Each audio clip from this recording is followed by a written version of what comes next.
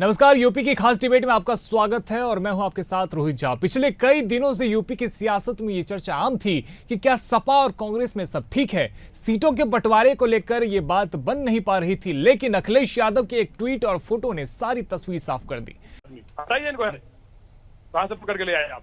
मतलब कोई लॉजिक है? नहीं, नंदकिशोर जी इस प्रकार से बात नहीं करते हैं। देखिए, वो कहीं ना कहीं ये कह रहे हैं और उनकी बात देखिए, नंदकिशोर जी सही है, वो ये कह रहे हैं कि यदि आप हिंदुओं का वोट लेते हैं, हिंदुओं की आस्था का फिर आप सम्मान क्यों नहीं कर पाते हैं? क्यों आपके राज्य में इस प्रकार की घटना होती है? वो तो उस पर सवाल उठा रहे हैं। घटना होगी, इतनी बड़ी घटना होगी अगर शोर कट जाता है इनके घर में, शोर नहीं, नहीं, ये बहुत गलत है नंदकिशोर जी, इस प्रकार की बातें करने से बचना चाहिए। देखिए, इस प्रकार की बातें मत कीजिए।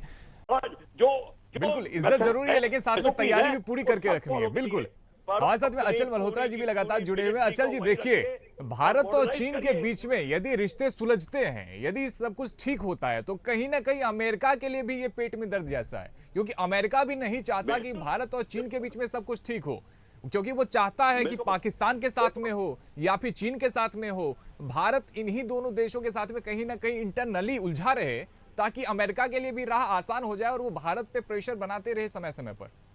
बख्शी साहब, बार बार खालिस्तानी आतंकी कहा जाता है, लेकिन सवाल तो यह है कि खालिस्तान जैसी तो कोई जगह ही नहीं है, फिर इसे खालिस्तानी आतंकी क्यों कहा जाए? ये तो अमेरिकी आतंकी है, ये तो कनाडाई आतंकी है। ये इसको आप खालिस्तानी आतंकी कहना ही आप बिल्कुल ठीक फरमा रहे हैं। ये कैनेडियन गवर्नमेंट और अमेरिकन गवर्नमेंट की साजिश है। तो आप एफआईआर कीजिए, आप कोर्ट में केस कीजिए, इस पे मीडिया या बाकी लोग हम अपना टाइम क्यों वेस्ट करें? तो क्या उस मामले को सिर्फ इसलिए छोड़ देना चाहिए कि भैया वो वीआईपी छवि के हैं, उनके बहुत ज्यादा अनुयायी हैं? आपने देखा होगा, मैं किसी पे सवाल खड़े नहीं करता हूं, ठीक है प्राची जी, संभव है कि वो सिर्फ एक आरोप हो, उसमें सच्चाई ना हो, लेकिन देश ने कई ऐसे बाबाओं को भी देखा है, कई ऐसे धर्म गुरुओं को भी देखा है जो आज भी जेल के सलाखों के पीछे हैं। उनको लेकर क्या कहेंगे आप? तो कहीं ना कहीं मीडिया में उसको लेकर चर्चा की गई, कोर्ट में उसको लेकर सुनवाई हुई, तब तो आज वो सलाखों के पीछे हैं। संदीप त्रिपाठी जी, क्या आपको ऐसा नहीं लगता कि जो इंडी गठबंधन जिसका जिक्र किया जा रहा था बार बार कि बहुत मजबूत है, तमाम पार्टियां साथ में हैं, लेकिन वो साथ में दिख नहीं रहे हैं? हमने देखा कि कैसे पहले उसमें से जेडीयू अलग हो जाती है, फिर उसके बाद में टीएमसी से ममता बनर्जी खुद को अलग कर लेती हैं। आपने कहा था कि सीपीएम साथ में, लेकिन पश्चिम बंगाल में जब चुनाव हो रहे तो सीपीएम भी साथ नजर नहीं आ रहे। तो ये किस प्रकार का गठबंधन है सर? आपने देखा हरियाणा में भी आपने आम आदमी पार्टी के साथ में गठबंधन नहीं किया, सपा आपसे मध्य प्रदेश में सीट मांग रही थी, आपने वहां पे नहीं दिया, तो अब वो उसका बदला आपसे उत्तर प्रदेश में ले रही है। तो एकजुट सब कुछ दिख तो नहीं रहा है। संघर्ष करेंगे इसके लिए। वही तो मैं पूछ रहा हूँ सर, संघर्ष आप किस तरह से करेंगे? भाई संघर्ष का तरीका अपनाए, हम लोग बात करेंगे। बात करना संघर्ष होता है क्या सर? बात तो आप पिछले 10 सालों से कर रहे हैं। जो आप लोग परसेप्शन बना रहे हैं कि नहीं मिलेगा तो नीतीश कुमार हट जाएंगे, बात तो आप 10 सालों से कर रहे हैं। बात करने से विशिष्ट राज्य का दर्जा मिल गया होता तो आपको मिल चुका होता।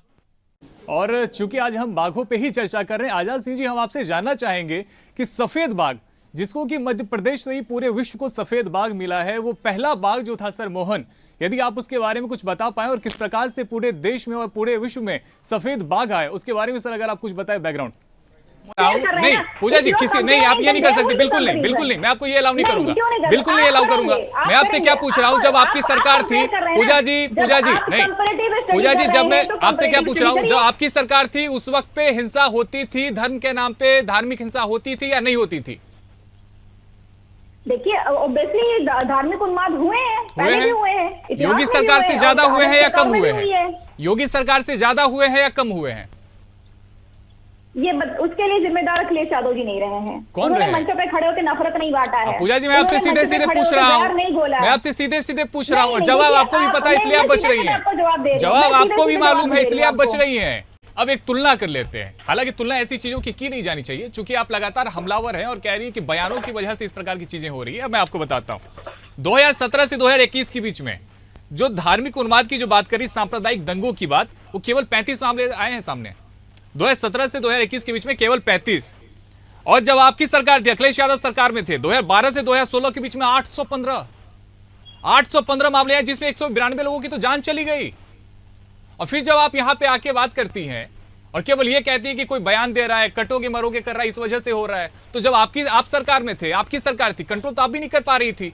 हमारे साथ में जुड़ने के लिए प्रशांत कुमार जी आपका और साथ ही पूजा मिश्रा जी आपका भी हमारे साथ में चर्चा में शामिल होने के लिए बहुत बहुत शुक्रिया। तो देखिए, बहराइच में हिंसा हुई, अब उस पर कार्रवाई भी की जा रही है, लेकिन कार्रवाई में किसी को धर्म दिख रहा है तो किसी को एजेंडा दिख रहा है। चुनाव सामने है और लगातार इस हिंसा पे सवाल उठाए जा रहे हैं। बहराइच हिंसा के पल पल के अपडेट देंगे आपको। देखते रहिए आप हमारे साथ इंडिया हेड।